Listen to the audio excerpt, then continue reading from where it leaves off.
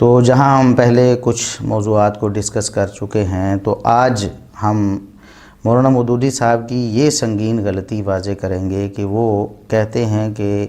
کچھ جھوٹے راوی، کچھ ضعیف راوی، کچھ مجروح راوی، کچھ سخت مجروح راوی ایسے ہیں کہ جن کی روایات لینا ہماری مجبوری ہے۔ ان کے بغیر نہ تو ہمارا سیرت کا ذخیرہ مکمل ہوتا ہے، نہ ہماری اسلامی تاریخ مکمل ہوتی ہے، اور وہ یہ باور کرانا چاہتے ہیں کہ ان راویوں کے بغیر ہمارا گزارا نہیں ہے۔ جب ان کے سامنے یہ پیش کیا گیا کہ دیکھیں یہ جن راویوں کی روایات آپ پیش کر رہے ہیں یہ جھوٹے ہیں، محدثین نے ان کو جھوٹا کہا ہے، یہ مجروح ہیں، یہ ناقابل اعتماد ہیں، ان کو قابل اعتماد نہیں قرار دیا جا سکتا، تو پھر ان کی باتیں جو نقل ہوئی ہیں صحابہ کرام کے بارے میں وہ کیسے قابل اعتماد ہوں گی؟ تو انہوں نے آگے سے یہ جواب دیا کہ یہ جو شرطیں آپ لگا رہے ہیں یہ ساری حدیث کی شرطیں ہیں، تاریخی واقعات میں یہ شرطیں نہیں لگائی جا سکتی۔ چنانچہ مولانا مودودی صاحب لکھتے ہیں کہ یہ شرائط اگر تاریخی واقعات کے معاملے میں لگائی جائیں تو اسلامی تاریخ کے ادوار مابعد کا تو سوال ہی کیا ہے، قرن اول کی تاریخ کا بھی کم از کم 9/10 حصہ غیر معتبر قرار پائے گا، اور ہمارے مخالفین انہی شرائط کو سامنے رکھ کر ان تمام کارناموں کو ساقط الاعتبار قرار دیں گے جن پر ہم فخر کرتے ہیں۔ وہ کہتے ہیں کہ اس قرن اول کی تاریخ یعنی جس میں نبی کریم صلی اللہ علیہ وسلم کی سیرت بھی ہے اور آپ صلی اللہ علیہ وسلم کے بعد خلفائے راشدین کی سیرت بھی ہے، وہ کہتے ہیں کہ یہ ساری تاریخ جو ہے نا اس سے ہمیں ہاتھ دھونے پڑ جائیں گے اگر ہم نے ان جھوٹے راویوں، ان ساقط الاعتبار راویوں کی باتوں کو قبول نہ کیا تو۔ کہتے ہیں کہ مخالفین جو ہیں وہ ہماری ان باتوں کو بھی رد کر دیں گے جو ہم سیرت کے حوالے سے یا خلفائے راشدین یا قرن اول کے حوالے سے یا تاریخ اسلام کے آغاز کے حوالے سے پیش کرتے ہیں۔ تو کہتے ہیں اصول حدیث اور اسماء الرجال کی تنقید کے معیار پر ان کا بیشتر حصہ پورا نہیں اترتا۔ حد یہ ہے کہ سیرت پاک بھی مکمل طور پر اس شرط کے ساتھ مرتب نہیں کی جا سکتی کہ ہر روایت ثقات سے ثقات نے متصل سند کے ساتھ بیان کی ہو۔ ان کے کہنے کا مقصد یہ ہے کہ اگر ہم یہ حدیث والی شرطیں سیرت میں لگائیں گے یا تاریخ میں لگائیں گے تو ہماری تاریخ ہی گم ہو جائے گی۔ ہم کہتے ہیں کہ یہ جو جھوٹے راوی ہیں نا، یہ جو کذابین، دجالین، سبائی، تبرعی، جن کا ہم تعارف کروانے والے ہیں، اور خود مولانا مودودی صاحب نے ان کی طرف اشارہ بھی کیا ہے کہ یہ یعنی اساسی راوی ہیں، ان کے بغیر تاریخ مکمل نہیں ہوتی اور ان کے بغیر سیرت مکمل نہیں ہوتی۔ ہم کہتے ہیں کہ بھاڑ میں جائے ایسی تاریخ اور بھاڑ میں جائیں ایسے واقعات جو ان جھوٹوں نے بیان کیے ہیں۔ ہم نبی پاک صلی اللہ علیہ وسلم کی پاک سیرت کو قرآن اور صحیح حدیث سے ثابت کرتے ہیں اور اسی کے مطابق آپ صلی اللہ علیہ وسلم کی سیرت پر عمل کرتے ہیں۔ ہمیں جھوٹے راویوں کے قصے اور کہانیاں ان کا کوئی نہ تو فائدہ ہے اور نہ ہمیں ان کی کوئی ضرورت ہے۔ دیکھیں، ایک شخص نبی کریم صلی اللہ علیہ وسلم کی حدیث میں جھوٹا قرار پا جاتا ہے، مولانا مودودی صاحب نے اتنا بھی نہیں سوچا کہ سیرت بھی تو حدیث ہی ہے نا، نبی کریم صلی اللہ علیہ وسلم کی طرف جس چیز کی نسبت ہو جائے اس کو حدیث کہتے ہیں، چاہے وہ آپ صلی اللہ علیہ وسلم کا قول ہو، فعل ہو، تقریر ہو، صفت ہو۔ چنانچہ اصول حدیث میں حدیث کی تعریف ہی یہ کی گئی کہ ما اضیف الی النبی صلی اللہ علیہ وسلم من قول او فعل او تقریر او صفت،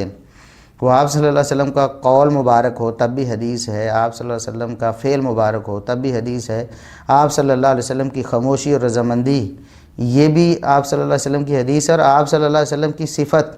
آپ کے اخلاق حسنہ، آپ صلی اللہ علیہ وسلم کی شکل مبارک، یہ ساری چیزیں یہ حدیث سے ہی تعلق رکھتی ہیں۔ اور نبی کریم صلی اللہ علیہ وسلم نے یہ جو ارشاد فرمایا من کذب علی متعمدا فلیتبوأ مقعدہ من النار،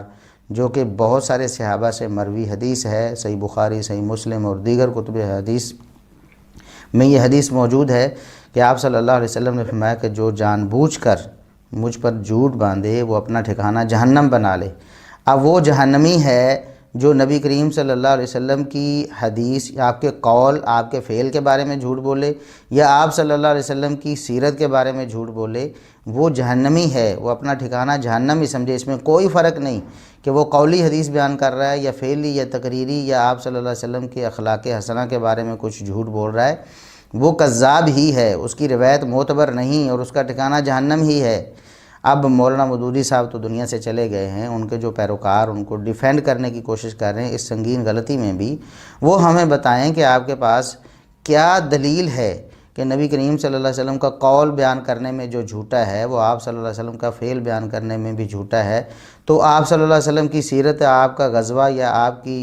آپ کی شکل و صورت، یا آپ کی جسے آپ سیرت کہہ لیں، اس کو بیان کرنے میں وہ سچا ہو جائے گا؟ کیسے یہ ہو جائے گا؟ اور دونوں کا جرم تو ایک جیسا ہی ہے، دونوں ہی حدیثیں ہیں،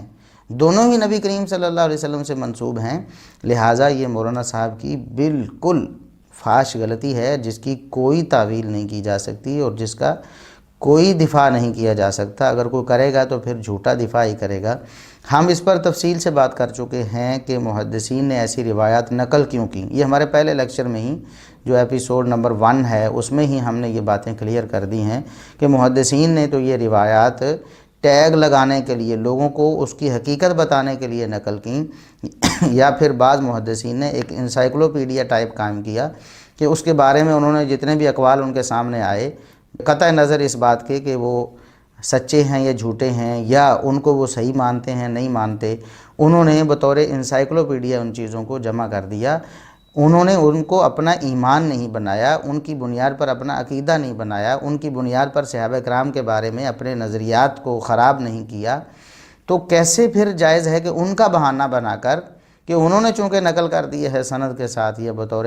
تاریخ نقل کر دیا ہے، تو ہم جو ہے اس کی تصدیق بھی کرنا شروع کر دیں، حالانکہ انہوں نے نہیں کی۔ یہ ہمارا پچھلا لیکچر بھی جو گزشتہ لیکچر تھا، اس میں ہم نے امام عبداللہ بن محمد بن عبد الوہاب رحمہم اللہ کے حوالے سے بات کی تھی کہ جہاں محمد بن عبد الوہاب رحمۃ اللہ علیہ کے بیٹے عبداللہ بن محمد بن عبد الوہاب نے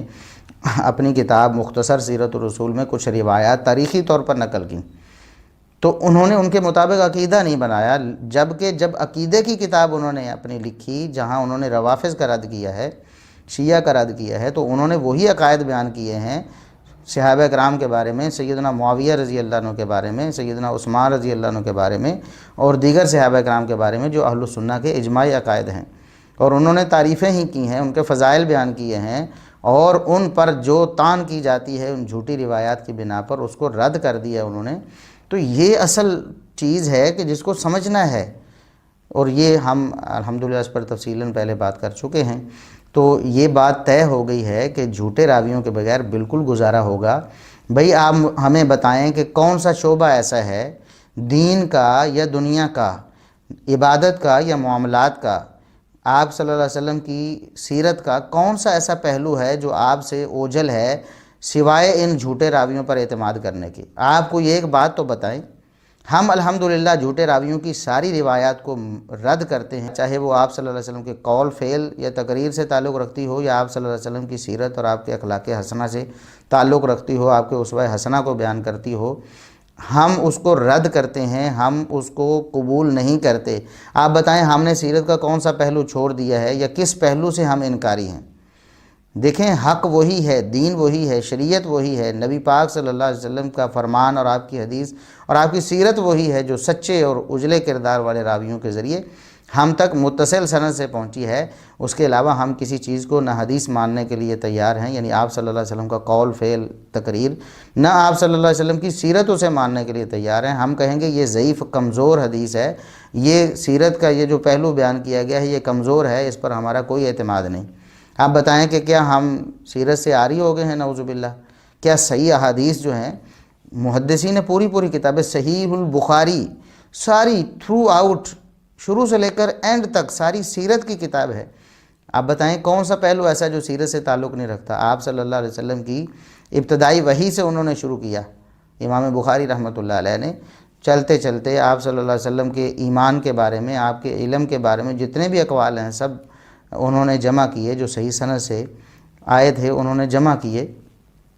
اسی طرح آگے چلتے آپ صلی اللہ علیہ وسلم کی طہارت، آپ کی نماز، آپ کا روزہ، آپ کا حج، آپ کی زکوٰۃ، آپ صلی اللہ علیہ وسلم کے سرایا، آپ کے غزوات، آپ صلی اللہ علیہ وسلم کی جہادی تعلیمات، آپ صلی اللہ علیہ وسلم کی وفات، اور اس کے بعد کے بھی کچھ حالات انہوں نے ذکر کیے ہیں۔ تو بتائیں کون سا پہلو ایسا ہے جو چھوٹ گیا ہے اور جو امام بخاری رحمۃ اللہ علیہ نے نقل نہیں کیا؟ آپ صلی اللہ علیہ وسلم کی تفسیر جو ہے قرآن کی جو آپ نے فرمائی وہ بھی انہوں نے نقل کی، آپ صلی اللہ علیہ وسلم نے خوابوں کی تعبیریں جو کیں وہ بھی انہوں نے نقل کیں، آپ صلی اللہ علیہ وسلم کی چال ڈھال، آپ کی شکل صورت، سب کچھ انہوں نے بیان کیا ہے۔ آپ صلی اللہ علیہ وسلم کے فضائل و مناقب، آپ کے معجزات، کون سی چیز ہے بتائیں نا سیرت کا پہلو؟ اب وہ ساری صحیح الاسناد احادیث ہیں جن پر امت نے اتفاق کر لیا کہ صحیح بخاری کی تمام مرفوع متصل احادیث صحیح ہیں، اب صحیح احادیث کے ذریعے سیرت بیان ہوگی، ہمیں وہ کافی ہے۔ امام مسلم رحمۃ اللہ علیہ نے ساری کتابیں تو سیرت پہ لکھی ہے، امام ابو داؤد، نسائی، ترمذی، ابن ماجہ اور دیگر محدثین نے جو روایات نقل کی ہیں، سند کے ساتھ نقل کی ہیں، انہیں بھی ہم جانچ اور پرکھ سکتے ہیں، ان میں سے کون سچی ہے، کون سی جھوٹی ہیں، کون سی صحیح اور کون سی ضعیف ہیں۔ جو صحیح ہیں اور سچی ہیں وہ ہمارے لیے سیرت کا ذخیرہ اور منبع ہیں، جو جھوٹی ہیں اور ضعیف ہیں ہمارے لیے وہ سیرت سے کوئی تعلق نہیں رکھتی، نہ ان کا ہونا نہ ہونا برابر ہے، ہمیں اس سے کوئی سروکار نہیں ہے۔ محدثین نے اپنا فریضہ سر انجام دے دیا کہ ہمیں ان کی حقیقت بتا دی، اب ہمارا فرض یہ تھا کہ ہم ان کی حقیقت کو آگے لوگوں تک بتاتے، خود بھی سمجھتے اور لوگوں کو بھی سمجھاتے کہ یہ باتیں نبی کریم صلی اللہ علیہ وسلم سے ثابت نہیں ہیں۔